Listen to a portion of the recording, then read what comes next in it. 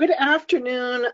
I'm Ruth McCambridge, and I'm the editor-in-chief of the nonprofit Quarterly. And today I am joined by Ann Wallestad and Vernetta Walker of BoardSource. I'll introduce them again in a moment.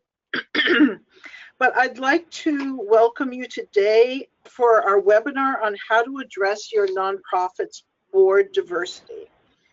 We're going to be discussing a little bit more in depth the implications of and some ways to address in your own organization some of the findings in BoardSource's excellent report, Leading with Intent. That report surveyed people across the nonprofit sector, board members and executives. And what it found, although Anne is going to present this more clearly in a minute, is that there was, if anything, a stagnant, that's the best case scenario, a stagnant picture of diversity on nonprofit boards over the past 20 years, and it very possibly could be a declining picture.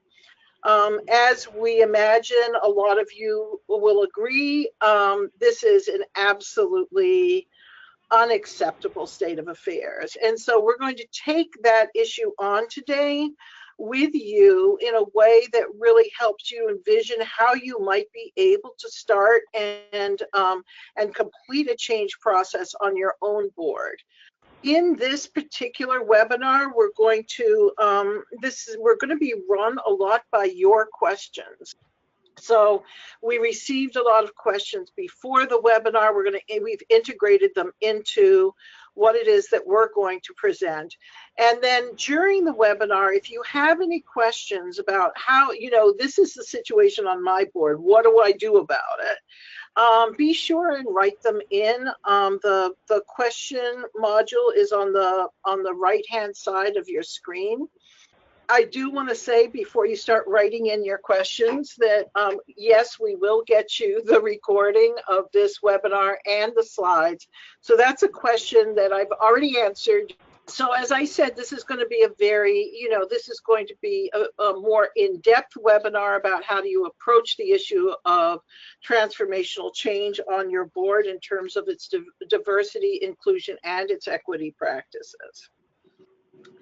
Earlier in this webinar series, we looked at the findings on any number of issues. You can go back and look at those.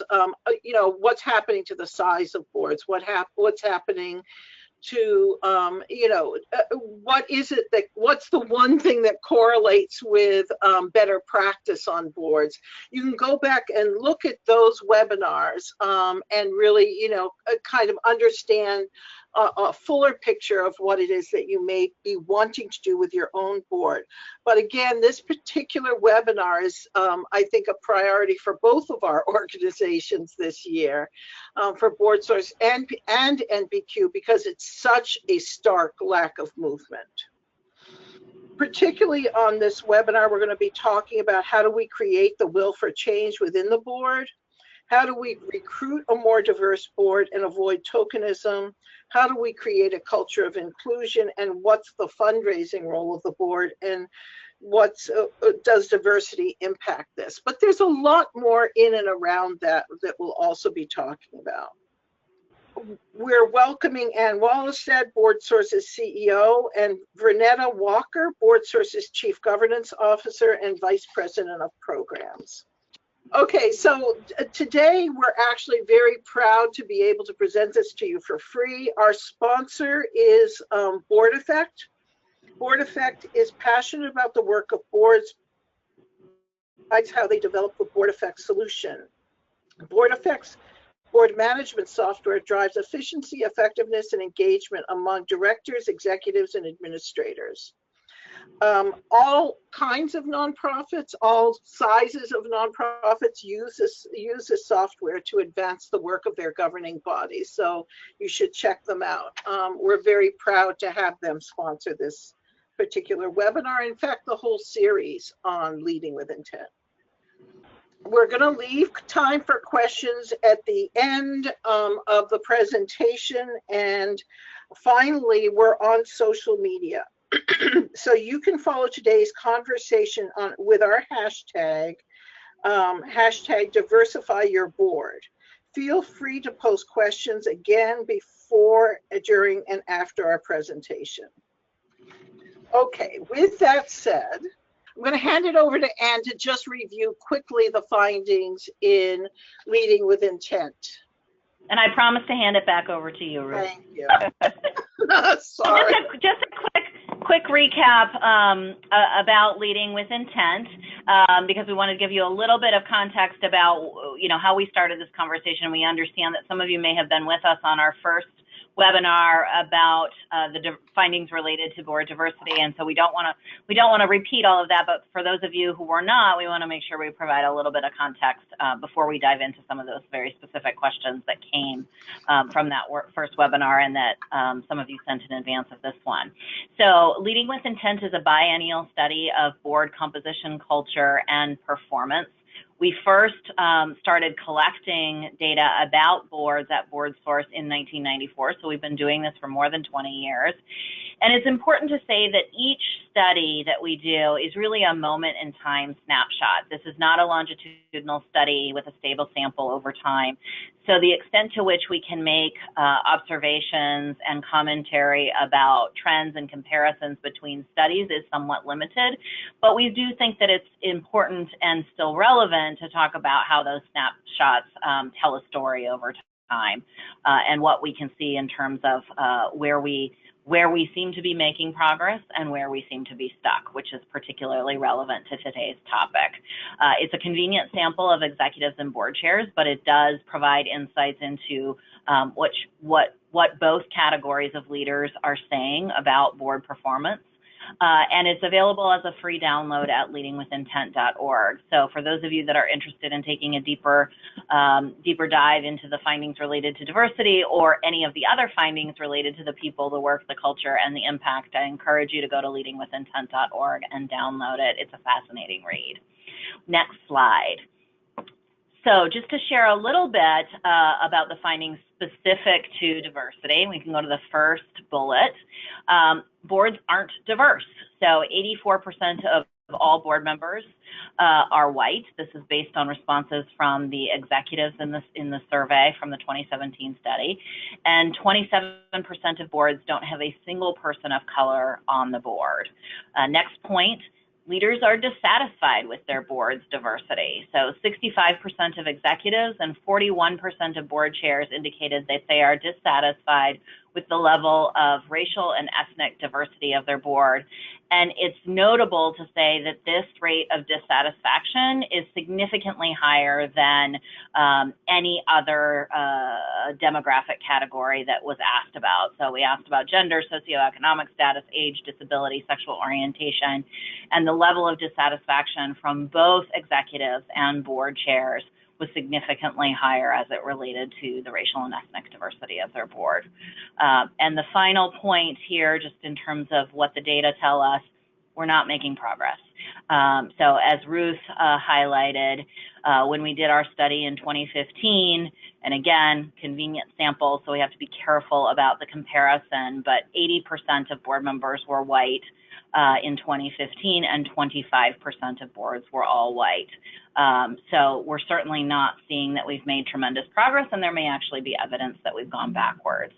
And I think probably even more important is to highlight the fact that when we first started collecting data in 1994, 86% of all board members were white. So even in a more than 20-year period, we've made very, very limited progress, despite a lot of talk, a lot of conversation about why it matters. So that's really, from a data perspective, the backdrop for this conversation today, which we hope will focus, and provide some good advice and tangible recommendations about, so what do we actually do about this? Next slide.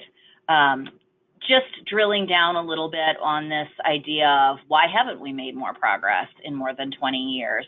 One of the most distressing findings, albeit quite interesting and illuminating, is the dissonance between what executives told us in terms of how they feel about their board's racial and ethnic diversity and what they're actually doing in terms of board recruitment. So a full 1 in 5, 19% of executives said that they were both dissatisfied with their board's racial and ethnic diversity, and meaning they said these two things, both, that they were placing low or no priority on demographics in board recruitment. So when we look for explanation as to why we haven't made more progress, I think this is a really important insight to be able to reflect on. We're saying that we're really unhappy in terms of where we are, yet we have not translated that into action in terms of the way that we are recruiting and the way that we are prioritizing what makes somebody a strong board candidate. So we really need look no further than that to understand why we're in this place that we are as a sector. Next slide. So as we think about how do we do something about that? How do we create some change, which is really what we want to talk about today. It really is about how do we convert or translate what seems like a will for change into actual action. So with that, I'm going to hand it over to Ruth, and we can move to the next slide to talk a little bit about change. Thank you. And this slide is really something of a placeholder. It is a general description of how transformational change can occur. And we are going to use it in part to inform this discussion. As we were talking about what was important to discuss with you today, it appeared that the slide before the last one, which contrasted the dissatisfaction with really what you could interpret as a lack of will. That people in fact are not trying their hardest to make this happen. It's not that people are trying their hardest and failing. They simply are not trying their hardest. So it's not a huge priority for a lot of organizations to actually get something done about this. And every single one of our organizations contributes in some way to those overall statistics. So you can't excuse your organization from that. And you've actually got to kind of figure out what is happening between our verbal, we're not very happy with our diversity profile, and our will, we're going to get something done about this right now, because there's obviously a problem right there.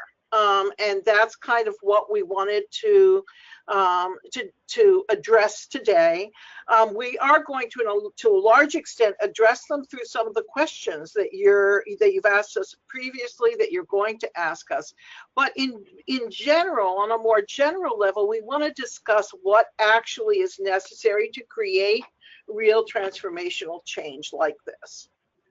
And so these are Kotter's 8 steps for transformational change. And I'll just walk through them quickly. Create a sense of urgency, build a guiding coalition, form strategic vision and initiatives, enlist a volunteer army, enable action by removing barriers, generate short-term wins, sustain acceleration, and institute change. A lot of great language for what is extremely hard and on-the-ground work. So I want to talk more generally about what I've observed in many decades of watching nonprofits make change as it relates to these kinds of change principles. So the first thing I want to say is that there's a very simple image that you can use to think about how do we create something different than what we have now? How do we get from a current state with which we're dissatisfied, which is a lack of diversity, to a state with which we're satisfied, which presumably includes not only diversity, but a real rich mix of perspectives and wisdom and the other things we need for good governing.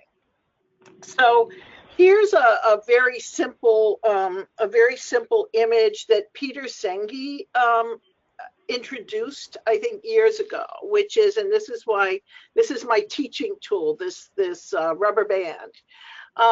Essentially, when you have a current state, I'm going to do it this way, a current state, you can essentially stay, and you're not happy with it. You can essentially revolve around this current state, talking about the small things that you could do to change that current state. And that keeps your focus on the issue as a problem or a set of problems, rather than a vision of what you really want to create.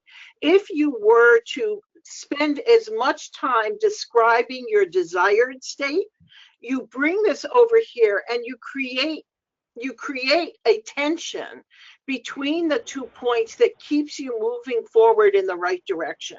So if this is the desired state, what you want to do is describe that so much, with so much excitement and energy, that it eventually begins to pull the current state towards it rather than the other way around. Because I think what happens a lot is that we stay so stuck in describing kind of the small strategies, though, well, we could do this and could do that, doing head counts. I mean, those kinds of things, that we virtually ignore the vision that should motivate us towards a change state. So that's, when you talk about creating a sense of urgency and forming a strategic vision, what you have to do to create such a sense of where do we want to go, that it is attracting people toward that end, is that you have to clearly describe what you want to have happen.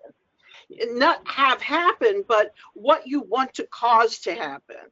So if what you want in the end is a board full of people that truly understand the diverse, the diverse needs of various parts of the population, in relationship to your organization, and a wisdom that comes from a lot of different cultures, et cetera, then you have to describe that, and then keep describing it so that it becomes the thing that is the firmest anchor to the change process. You don't want the problem to be the firmest anchor. You stay revolving around that. Potentially, you want that vision to be the firmest anchor. And so that's the first point I want to make, that what we're trying to do is to create the tension that pulls a board in the right direction. And in order for that to happen, we have here build a guiding coalition. I think we could put this a slightly different way, which is to say nothing will happen in your organization generally until you have a champion of that change. And so the champion cannot be a single individual. Very often we will experience somebody saying over and over again, we have to work on diversity, we have to work on diversity. And they're kind of the identified voice to keep saying this. But the fact of the matter is you need some kind of building towards collective will. And for that, you need a group of people that agree to take on this issue and champion it until it is done. And that's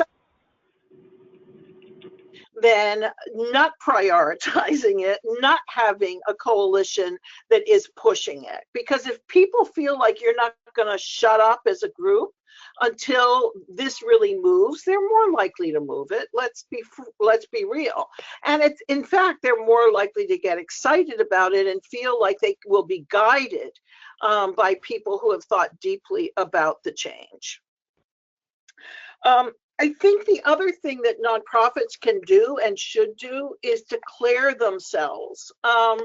If you want to get somewhere by 2 years from now, tell everybody in the world, this is what we're going to do 2 years from now. This is how we're going to be. This is, hold us accountable for this. If we don't do this, give us advice, get involved, but hold us accountable. If we don't do this, make sure that you call us out on it.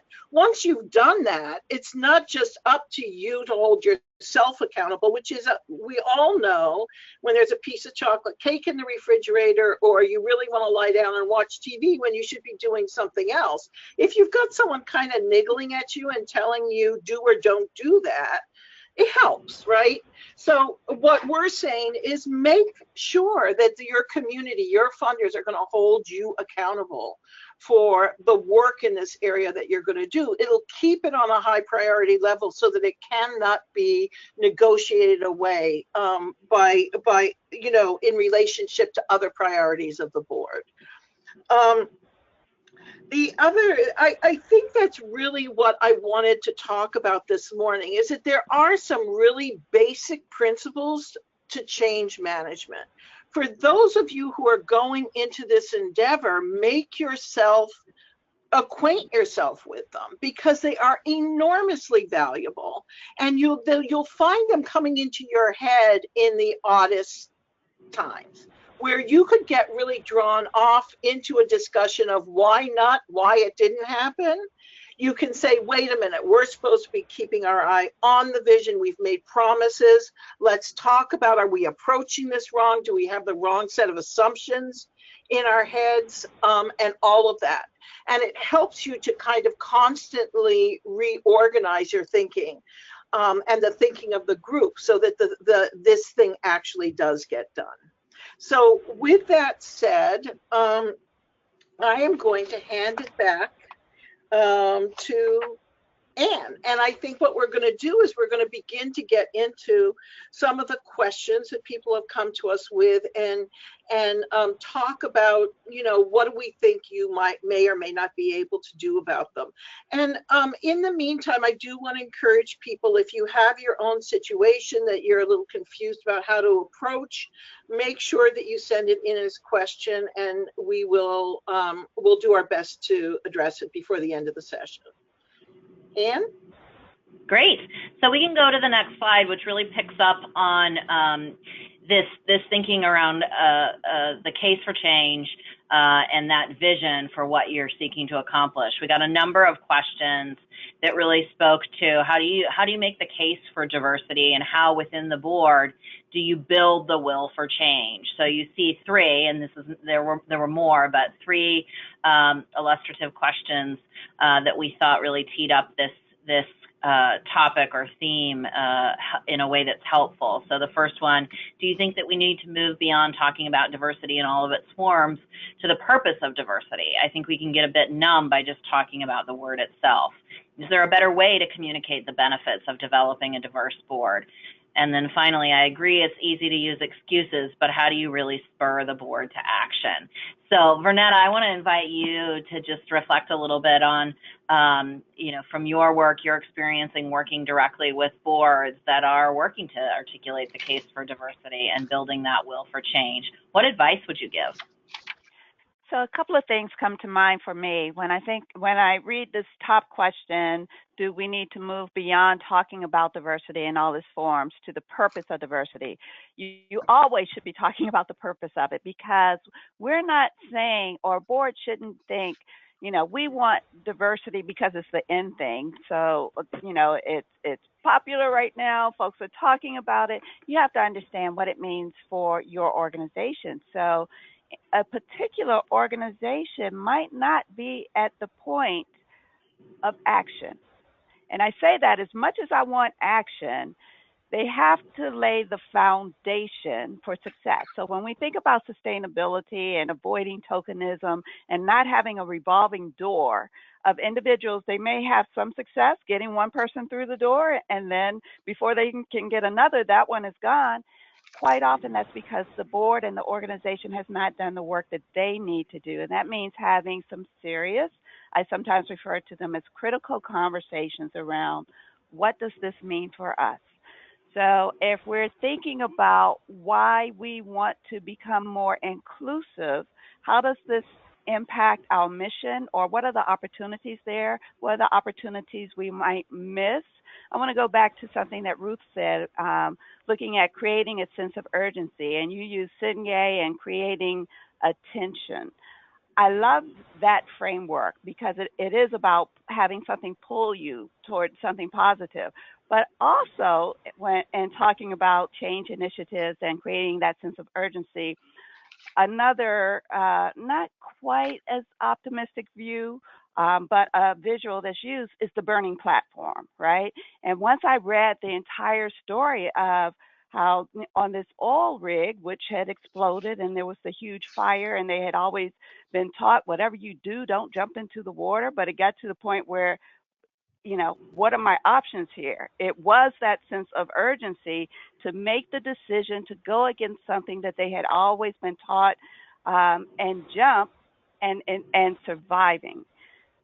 I think years ago I talked about the fact that we're not moving the dial because we don't have urgency. And we don't have urgency because a number of the conversations up to this point has been, it would be nice if we could recruit people of color, but we don't know where to find them.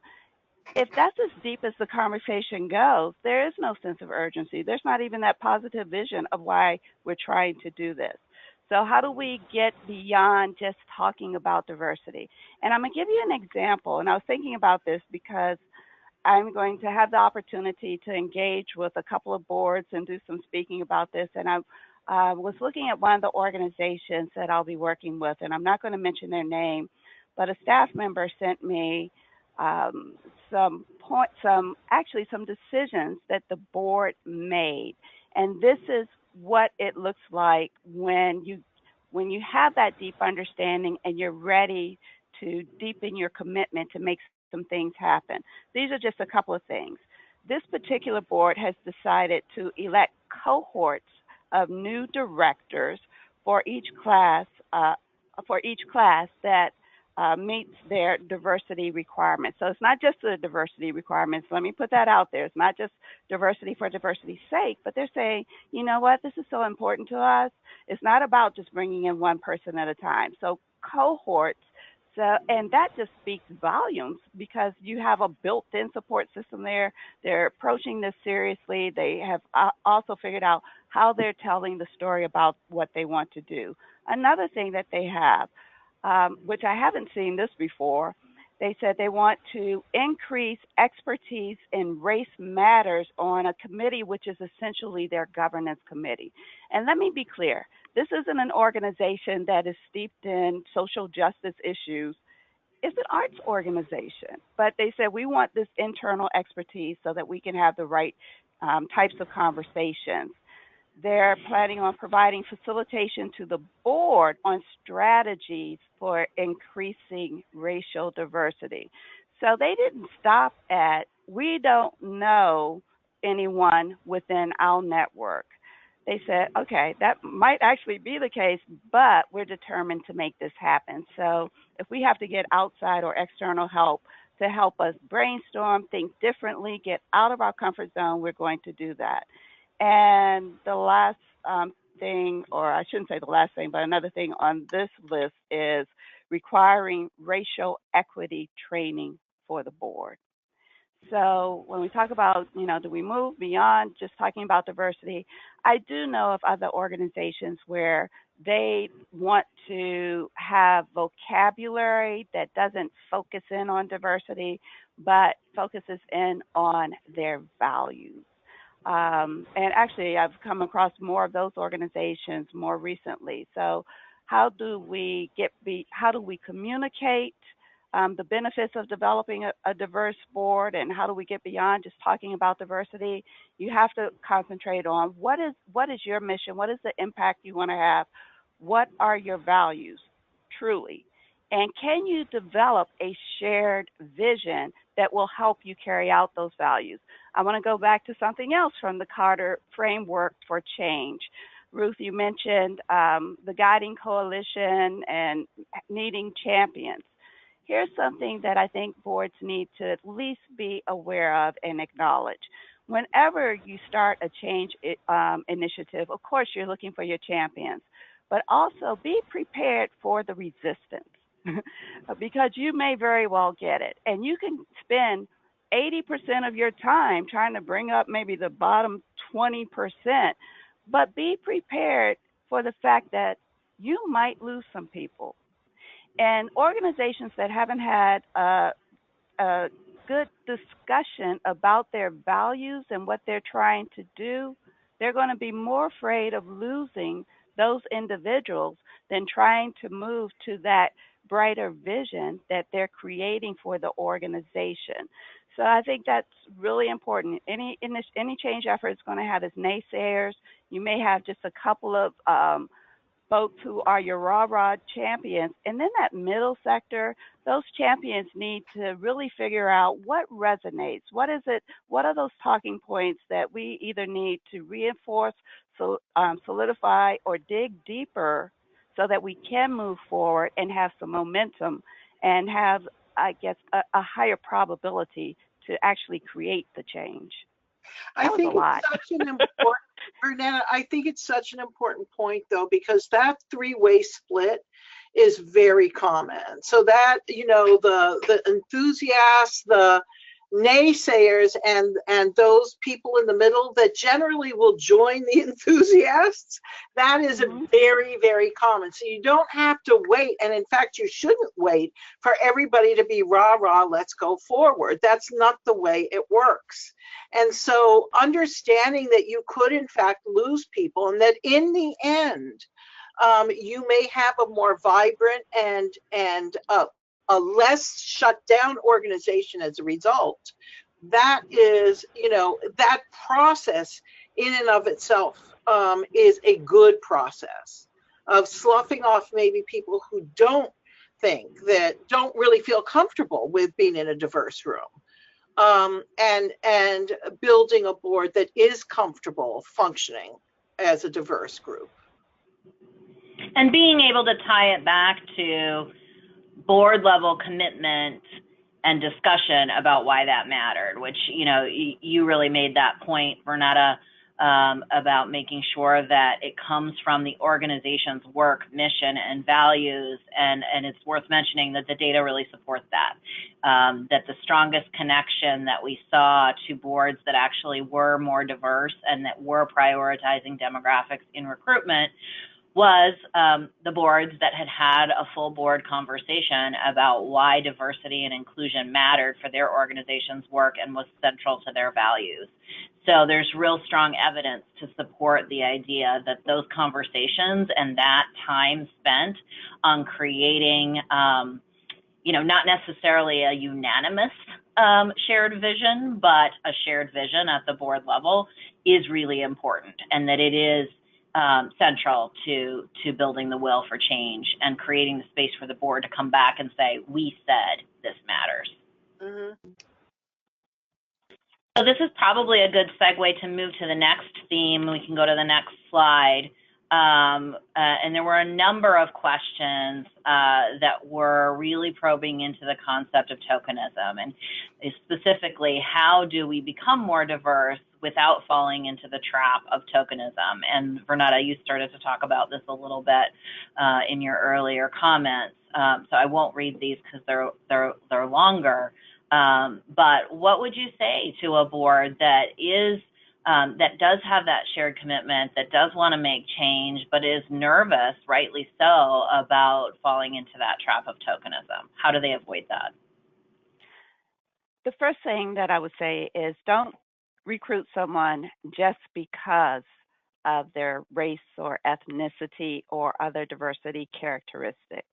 And I know we've talked before, and I believe even on MPQ webinars, about the board matrix and how to use it. And I always say it's a tool, you know, but for organizations that are using the matrix, which has lots of categories that you can really use as a frame of reference for the composition of your board, people should be able to check multiple boxes for any one board member. So that's their skill sets, how they're connected to the mission, backgrounds, connections, race, ethnicity, etc.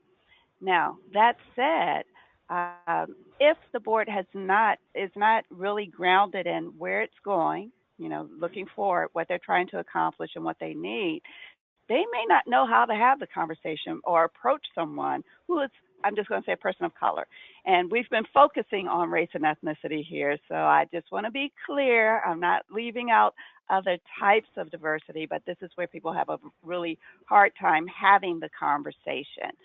So let's say a board has prioritized diversity and they're approaching someone that they think would be a good fit for the board, may have all the right background characteristics, and they also happen to be a person of color.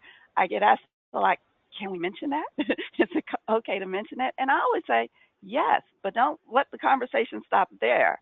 I think there's enough of a dialogue in the sector. And what I mean by that, I know we've been tracking, we have some information on our website, BoardSource website, about different pipeline programs. As I go to different communities, they're really trying to address this issue and make it easier for nonprofit organizations to be able to find really well qualified individuals who happen to be people of color. So the fact that an organization is trying to be strategic, trying to have their board and organization represent the people that they serve, I think that's a great thing to be able to talk about. But as we're talking about those board seats, let's also have a real conversation about what are the expectations, how do we really expect to tap into your talent so that you know and that individual knows you're not just bringing me on this board because some funder said, you know, we want to see your diversity chart and see how you look or else you're not going to get the money. No one wants to be a token. So if I can understand how I'm actually going to have the opportunity to make a real contribution, then that's great. And also, even if I'm the first person and the only person, I don't expect to be the only person for long. So, because that's not going, it's not a good feeling. One other thing, and I know, Ruth, you want to jump in there, and I'll try to make my answers a little shorter, but I just have a lot of points. I'm not rushing. With this tokenism and tips for recruiting people of color, we talk about getting outside your comfort zone. I can talk more, and we will be coming out with some resources that share, you know, information about pipeline programs. And I'm calling them pipeline. They're not, and maybe that's the wrong thing, but really just trying to facilitate this matching process. And then there are also search firms that do that. So lots of tactical ways to approach that. But the other thing that I wanted to talk about in terms of tokenism for organizations, and when I looked at the questions that came in from the last webinar on this topic, someone said, you know, how do we hold on to the one while we're trying to get another? Which makes me think of that revolving door syndrome, for lack of a better term. When you have done the work and you bring in someone that you truly value, then you're going to check in with that person, right? So often, you know, organizations or boards are consumed with, can we just get one in the door? And then they let that person languish. And another thing that comes up, and actually, I'm sorry, Ann, because I think it's on a slide that's about to come up, this issue of not really feeling included. So you have to understand that it's never just one thing. We have to be able to look at these issues holistically and connect the dots. If we've only had superficial conversations around why we're moving forward with diversity, and then our efforts don't work, you know what? Maybe we didn't have the right conversations. If we're not paying attention to the power dynamics within our boardroom, and lots of tips there. For example, we raised questions like, is there a single cultural lens through which things get interpreted to the group? Who holds power? Who sits where in the room? We ask, what are the power dynamics embedded in the group dynamics? If we're not paying attention to these things, then we're not going to be able to sustain any short-term wins we may have achieved. So this is continuous work. And I'll be the first to say it's not for the faint at heart. but it doesn't have to be that hard. We talk about, and Kotter talks about, enable action by removing barriers. I will say in this area, when it comes to inclusion, sometimes the barriers aren't actual, they're perceived. We think we have barriers, but it's nothing that we can't move, we can't address, or just think about the issues a little bit differently. I do want Ruth? to add that I think that there's this other piece, which is that boards should not be the only external grouping of people that advise the organization. That's absurd. And I've said this over and over again, that if you do not engage people around the critical issues of your organization in places other than your boardroom, you are missing an enormous number of opportunities, including the opportunity to engage people of color, different parts of the community, in discussions that really are intimate to the organization. In those kinds of areas, you create natural pipelines of people who already are invested in the organization, and that prevents you from just pulling somebody on, being tempted to just pull somebody on because of their ethnicity profile. I mean, we don't want that any more really than we want to bring somebody on because they're an accountant or a human resource professional. That's not what we want our boards to be. We want our boards to be good governors. And so having those external committees kind of, trying out all of these different kinds of people in a group setting for you is actually the most rational way to create your own pipeline with people who are already intimately interested in your mission. And my experience is that people are just as willing to work on those kinds of committees, I mean, sometimes even more than they are to get immediately involved in your board, which has Right. much higher stakes. And so, it is a matter of where do you begin to engage different parts of your community? How much is it an emphasis for the whole organization, not just the board? Great. Well, let's go ahead and move to the next slide, which is the next theme of questions. And Vernetta did start taking us here, which is fantastic, because there were a number of questions about creating a culture of inclusion and how do you really build the board in a way and build a diverse board in a way that changes the board itself rather than simply diversifying and not changing the way that the board is operating so that that diversity can really serve the organization in the way that it could. And for those of you, just a little process, we are at 2:45, so we do have a couple of more themes that we want to cover. We've all committed that if we have questions that take us past 3 o'clock Eastern, we're happy to stay on the line. So we'll try and get through these next two themes quickly enough that we have some time for Q&A within the 3 o'clock time, but then we will go past that if we have questions. So on the topic of creating a culture of inclusion, what else would you add here, Vernetta, on top of what you've already shared?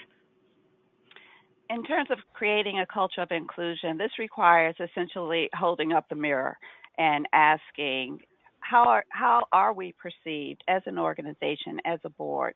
And here I'm going to talk about inclusion with respect to the board and how people are onboarded or brought into the organization, how they're engaged or the opportunities for engagement and the opportunity to contribute fully and authentically. And first, I want to tell a really, really quick story that I think points something out. So this isn't really about a board that was focused on diversity, but it is a story I heard, true story. This organization, there was an individual in their town that they really, really wanted on their board. This gentleman, he happened to be an attorney. Well known, very much sought after. And this board just felt like he would just bring everything to the board. But this was also a trial attorney. So he said, okay, when does your board meet? Because he had a relationship with the organization. He was interested, but he just didn't know if he could fit them in his schedule. And whatever time they met, which was like during the morning on a weekday, he says, that doesn't work for me because I'm in court. So if we're going to make this happen, he says, the only time I have open in my in my schedule is 7 a.m. And guess what? They made that happen. Now, let me tell you one other story, which shows the complete opposite. There was an organization that really, really, really wanted community representation on their board. But the community that they were serving happened to be about 60, 90 miles from where the board met. So they said, it's just not, we can't get them to come. What was stopping them from moving that meeting? So in that instance where they actually said, we're prioritizing diversity, to what extent were they prioritizing it? And that's why I say sometimes we put up these barriers and we're not reflecting on what is it about us that's not making this happen. So if we want to really understand our culture, let's get some insights and not be afraid to ask the questions such as, can our practices, traditions, or culture be perceived as biased? Are we perceived as welcoming or unwelcoming? Go back to individuals who've served on the board previously. Even go out into your community and ask these questions.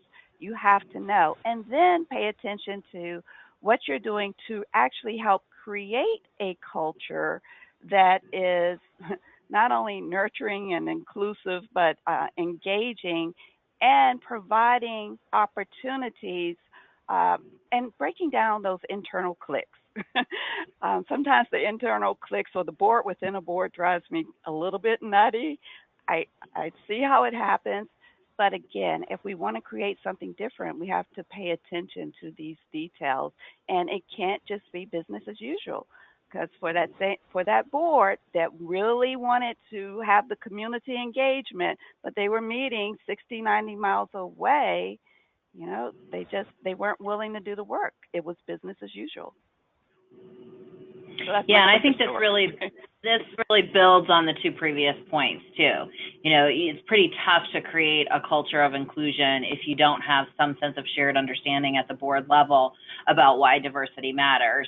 And if you have created a scenario where somebody is in the unfortunate position of having been recruited to the board solely because of their demographics, because then you have a situation where the board is not set up for a culture of inclusion. They're not set up to fully value everybody that's been assembled around the table. Everybody should understand why they're there and how they add value, both for themselves and for their fellow board members.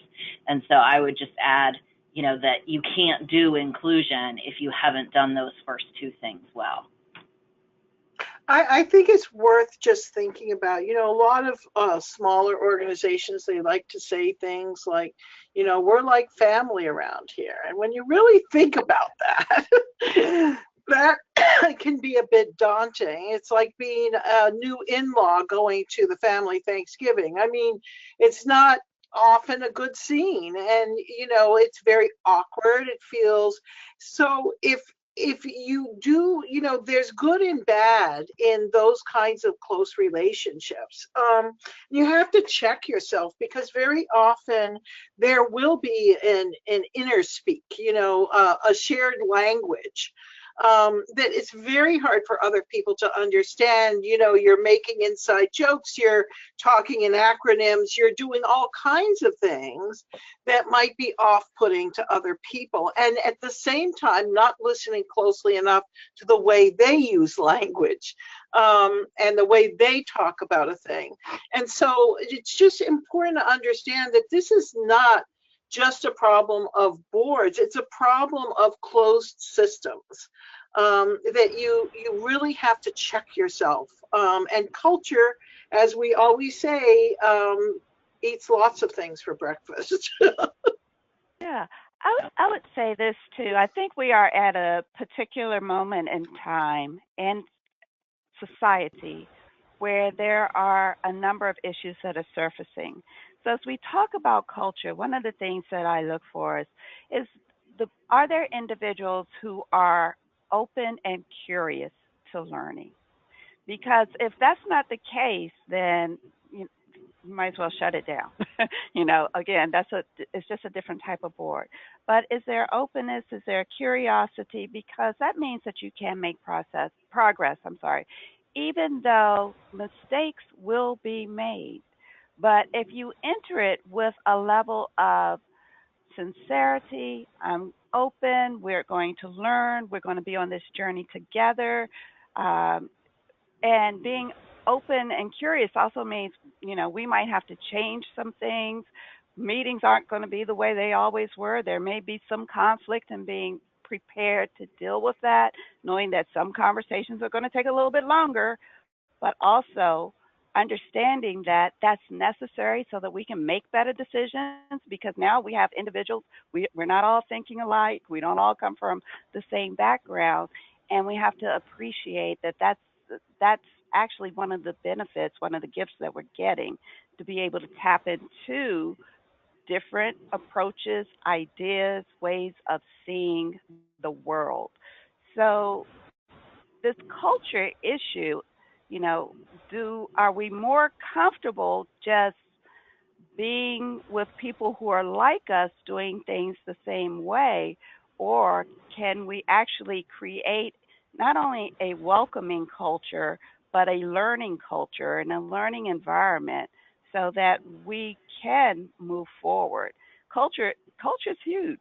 Like, you said culture eats everything for breakfast, and Trump's strategy on any day, that's the truth. Yeah. I'm going to go. Sorry, go ahead, Ruth. Oh, I was just going to say we should get, because a lot of the questions that have been coming in are about what we're going to talk about next. Great, good.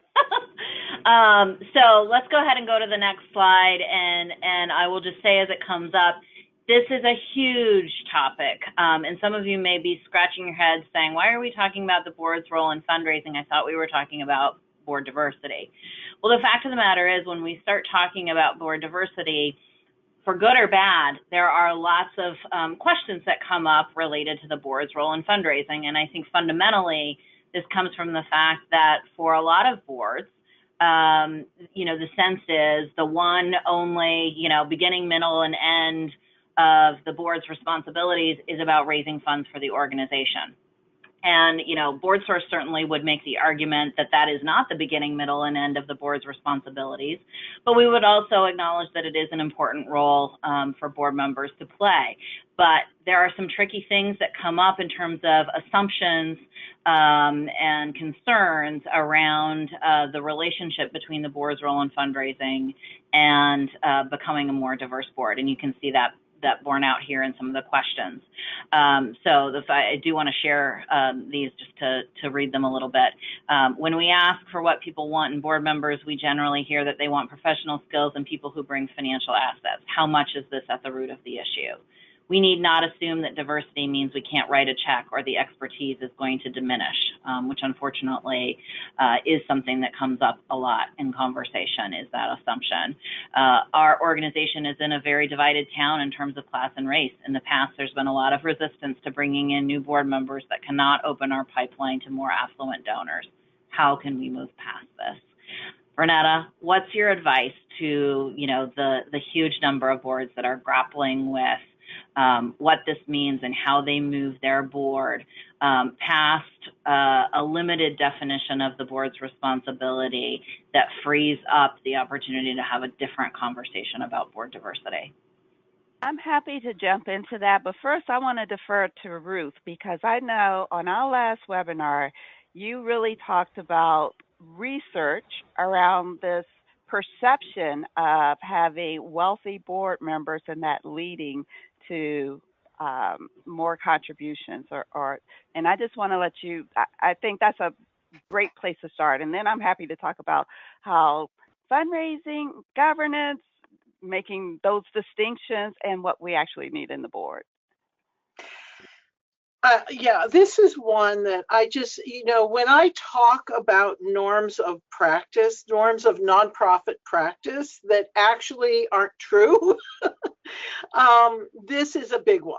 So, in systems theory, they have a saying that it ain't what you don't know that hurts you, it's what you do know that ain't so. And in this case, what people know that ain't so is they know that if they get a lot of rich people on their board or people with connections to rich people, that they're going to be better off financially. And there's not been a huge amount of research done on this, but the research that has been done indicates that for some kinds of organizations who that appeal to well-heeled audiences, that serve well-heeled audiences, like hospitals, like big arts organizations, that actually can work and does work.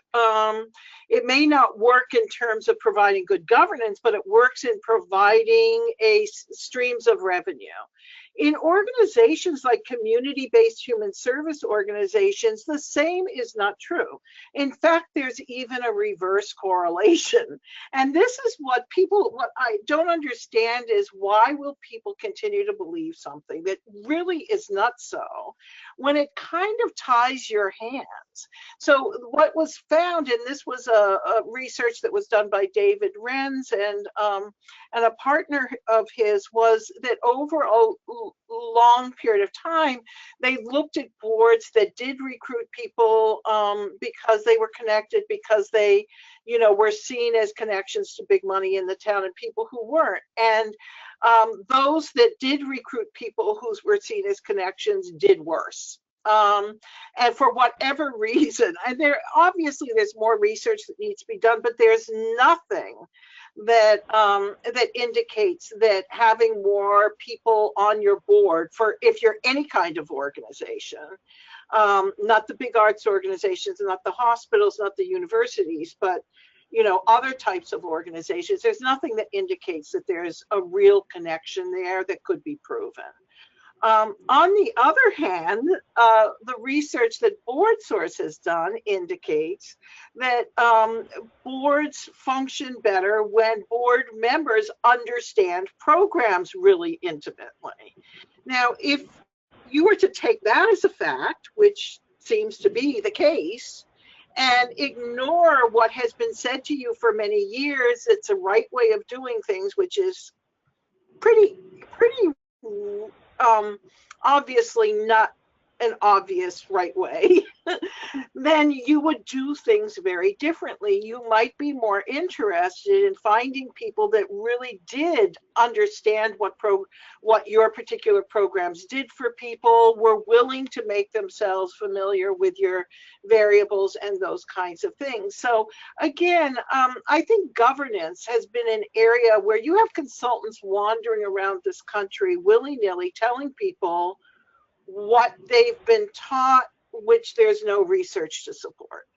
And that's just sad. And you shouldn't be paying good money for that. So I would say that it's really important for you to look more closely at what does work to make really excellent governing boards that can help the organization raise money. Because I've worked in a lot of nonprofits in my life, and some of them use the board to raise money and others don't. And I don't necessarily feel like the board needs to be deeply involved in the raising of the money. I hope that people don't think I've stepped on your sacred elephant somewhere. But the truth of the matter is they need to understand what's necessary to keep your organization afloat. They need to be willing to make connections with you. They need to know what your organization does and how valuable it is, and be good ambassadors. But in terms of raising money, it's probably equally as valuable to have your staff members ready to raise money at every point in the organization than it is to have every board member prepared to raise money. And that's the facts. If you want to believe something else because it sounds good, then go for it. But in fact, it's not a solution to maintaining your organization's healthy budget unless you're one of the kinds of groups that I mentioned earlier. How was that? So before you jump in, Bernetta, before you jump in, I just want to acknowledge that there are at least two pieces to this conversation. So one is the assumption that unfortunately comes forward quite a bit, that people of color simply cannot give or cannot be well positioned to fundraise. And I want to make sure, and that's really where that second question is coming from. We need not assume that diversity means we can't write a check or that the expertise is going to diminish.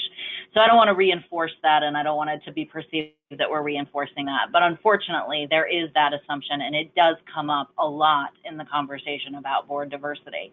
So that's one piece of this. The second piece is where I know you're going to jump in, Vernetta, and sort of the role of the board, and how do we hold this balance of saying, yes, it's important for the board to be involved and engaged in fundraising without making that the only thing that we are focused on in terms of the board's role, in a way that means that all board recruitment is driven by fundraising. So how would you address that?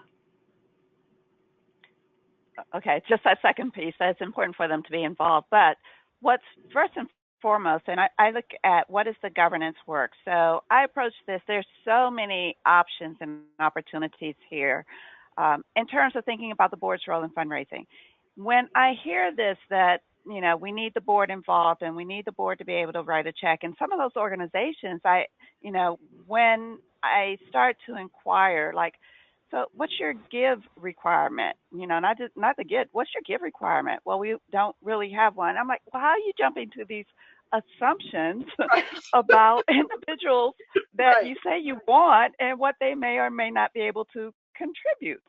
But I want them to focus first on, and even if I go back to a matrix, what are, the skill sets, contacts, access, community connections, who has even some governance knowledge. I want all of these things.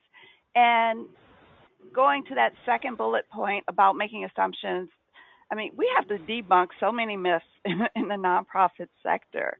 If the ask isn't, and you're right, Ruth, some organizations have a really big ask. I knew of one that theirs started at $50,000, and that was more of a pay-to-play board. There are ways that organizations don't look at the board as this is our revenue generator. If it's not that pay-to-play board, then there are other ways, and they can have special groups, blue ribbon panels. Something to keep in mind, folks who can write a check don't always want to do your governance. They may write a check and disappear. Now what do you have? Folks who might write a smaller check might open more doors for you because they're very interested and engaged, and they're bringing you more opportunities. They're bringing you more opportunities in terms of helping you think critically and strategically about the programming that you're offering, and so it's going to open you up to new audiences. They're going to have different contacts that your old board may not have. So we have to think differently and just stop jumping on the bandwagon, believing the hype or the myths that have been preached for so long. There are a lot of different ways to look at this. I'll give you one example. I was working with a board. This is a problem when start talking, because I've been doing this long enough. I've seen a situation that applies to just about every question that you want to ask. I was working with a board doing a governance assessment, noticed that they didn't have good attendance, quorums, et cetera. And this one board member I noticed really hadn't shown up in a year. And I asked staff, I was like, so who's had a conversation with this individual? And it happened to be, I think, on this call, the development director, someone else, and they said, well, it's about time for me to reach out to him because this is about the time that we get a check. I was like, really? And so I ended up calling this individual, and he said, I didn't even know I was on that board. So this, this was, their big money maker. banker, or at least one of them, and the only reason he was on the board, they saw him as a payday. He didn't even know he was on the board. So when I looked at the fact that their governance was in disarray, but not only that, disarray to the point where it was jeopardizing the organization, this is why.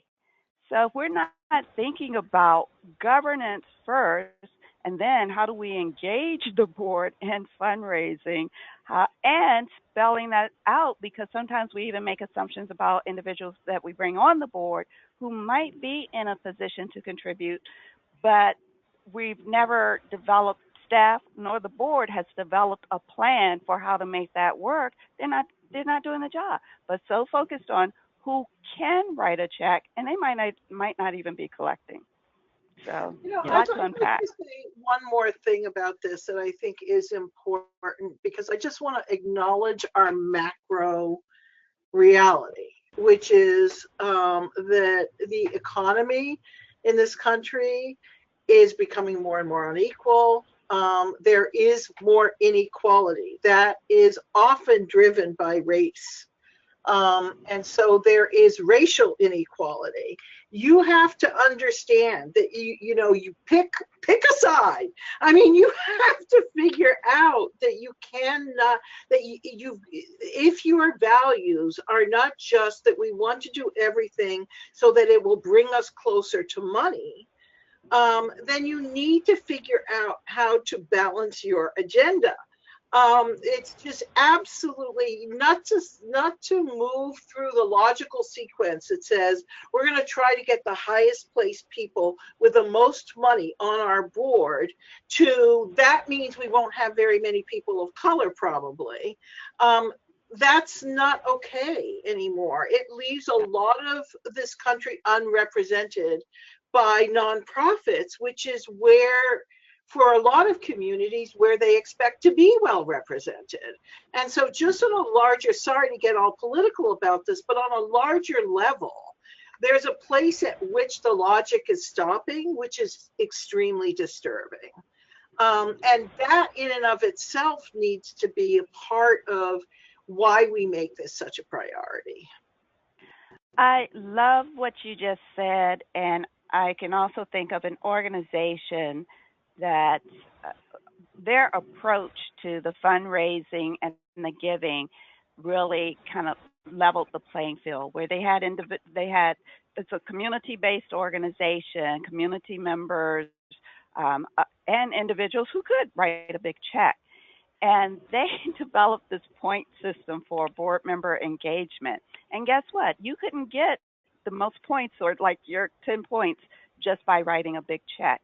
And what they did was they actually created teams on the board for fund development. Like they could help plan something or somehow engage and do a fundraising or attend. And there was one board member within a team who was wealthy, and she says, well, I'll just write a check for my team. And they said, including the team, they said, no, we're here for a reason. So they were willing to put in the work. And just, I don't think they were expecting that. They just weren't expecting it. So they really developed different ways for the board, all board members, to engage in fundraising. And there were other ways that you would get more points on your scorecard that had nothing to do with writing the check. It wasn't that they wouldn't accept the check, but in terms of that commitment and level of engagement, they knew and they could see the long term of what it meant to really actively engage these board members in a way that was both meaningful, allowed them to give back, and allowed them to contribute fully. So you didn't create those cliques that I talk about within an organization that is community-based, that has some who you would say are the haves and the have-nots. They were bringing them together in a different way. So I know there's so much more that we could say about this, but because it is 3:11, I'm going to suggest that we move to questions, because I know Ruth mentioned that there are a number of questions about this topic and others. Well, I will say that in regards to time, there were a lot of questions that I think were kind of, to some extent, covered under what we already talked about. But there was one really interesting question, which comes from a woman who says that their board has been struggling with this for a while and they haven't been making any progress. So they decided to pull together focus groups of people of color in their community and ask what they were doing wrong. What do you think about that as a proposition?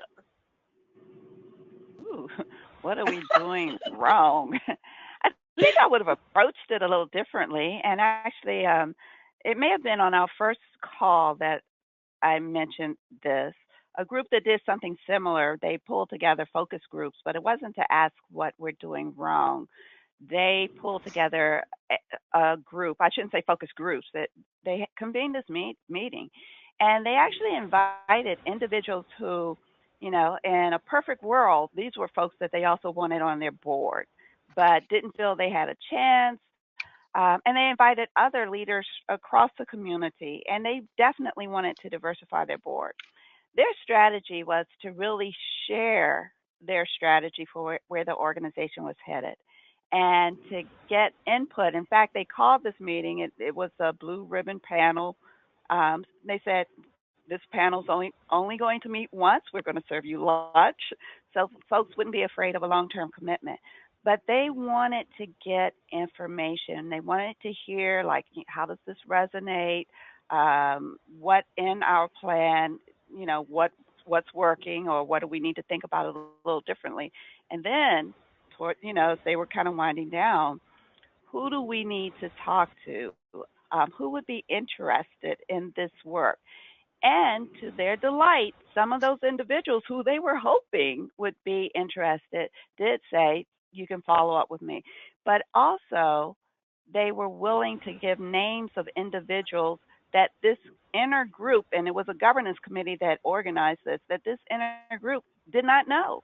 So when you bring in more people, you have access to others. When we talk about getting outside your comfort zone and really expanding your reach in a very intentional way, I thought that was a perfect way. What I liked about that. Yeah, I went through a very similar process at one point with a board that I was working with a whole community of Native American had been just excluded basically from the organization and the board. And we began those kinds of discussions, and it just took no time at all. It was a matter of approaching respectfully and saying, you know, what's the relation, what should be the relationship between you and us? What are we, you know, who are we to you, and who are you to us? Who should you be to us? And beginning those kinds of conversations at that level, and it basically laid the groundwork for the relationship. So yeah, really, yeah, and I would just add, you know, I don't disagree that, you know, perhaps a different framing of the question might unlock more insight, but I really appreciate what's underneath that, which is a willingness to reflect on, you know, what might be standing in the way as a barrier. And I think that goes to that question of inclusion, and what are we unintentionally doing that is potentially not inviting the community in, serving the community in the way that we want to. And I think that, you know, for an organization and a board to really understand that is important. And you do hear boards talking about the fact that, you know, we discovered that part of our board recruitment diversity challenge was really an organization-wide challenge in terms of the relationship that we did or did not have with communities of color. And boards that are willing to acknowledge that and to change and learn, I think that's very important. Yeah, it is interesting, though. It does begin to indicate that sometimes our structures get in the way of establishing relationships where we need to do that. And if boards only see kind of the nomination recruitment process through a nominating committee, then they kind of, you know, that little narrow funnel is not going to perhaps produce as much as they would want it to. Okay, so we are very we're beyond the end, I do want you to know that 3/4 of the people who started this webinar are still with us. Which, considering we went over time, is absolutely amazing and does indicate something to us about this issue and how much people would like to go on talking about these concerns. So I want to say this will probably not be the last time we do a session on this, but we do want to remain very informed about what you're facing, what you're thinking about, if you try anything that we've discussed here and what your experience has been. And so keep in touch with us. Any questions that we haven't addressed today, we will address. We keep them and we use them to design our next sessions. And then if you have anything you want to add now, please go ahead and add it. And with that, I will allow you, Anne and Vernetta, just to say your goodbyes and thank people for joining us. And anything else you want to say about Leading with Intent? You can download the report on our website or go to leadingwithintent.org, and also on BoardSource's website, boardsource.org. We are continuing to curate resources, materials, and supports for the nonprofit sector, coming out with some new items, so stay tuned, but definitely check it out. Thank you. And I apologize if I badmouthed all consultants. I didn't mean that. I got a couple of protests, and I agree. I probably talked too generally, and of course that doesn't mean all consultants. So, okay, thank you very much for coming, and we look forward to meeting with you again. And thank you, Anne and Vernetta, and Board Effect for sponsoring this wonderful session.